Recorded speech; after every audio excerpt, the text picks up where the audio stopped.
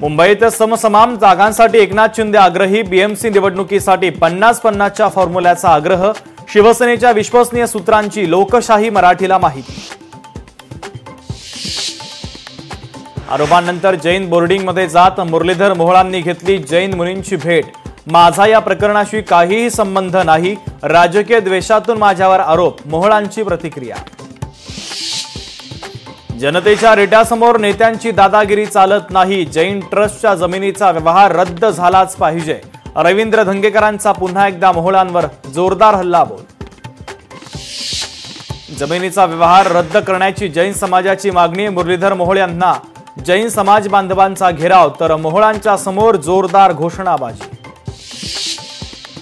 महिला डॉक्टरच्या आत्महत्येप्रकरणी कोणालाही सोडणार नाही, मुख्यमंत्री फडणवीसांचा इशारा। तर या प्रकरणाचं राजकारण करू नका, फडणवीसांचं आवाहन। फलटण महिला डॉक्टर आत्महत्या प्रकरणी प्रशांत बनकरला 28 ऑक्टोबरपर्यंत पोलीस कोठडी। माझा भाऊ निर्दोष असल्याचं आम्ही सिद्ध करू, महिला डॉक्टरच माझ्या भावाला त्रास देत होती, प्रशांत बनकरच्या बहिणीचा आरोप। सातारा महिला डॉक्टर आत्महत्या प्रकरणी अंबादास दानवेंचा माजी खासदार निंबाळकरांवर आरोप। या प्रकरणी पीएसआय महाडिकांवर कारवाई व्हावी, अंबादास दानवेंची मागणी। नांदेडमध्ये अजित पवारांचं भाषण सुरू असताना शेतकऱ्यांकडून घोषणाबाजी। योग्य वेळ आल्यावर शेतकऱ्यांची कर्जमाफी करणार, अजित पवारांचं शेतकऱ्यांना आश्वासन।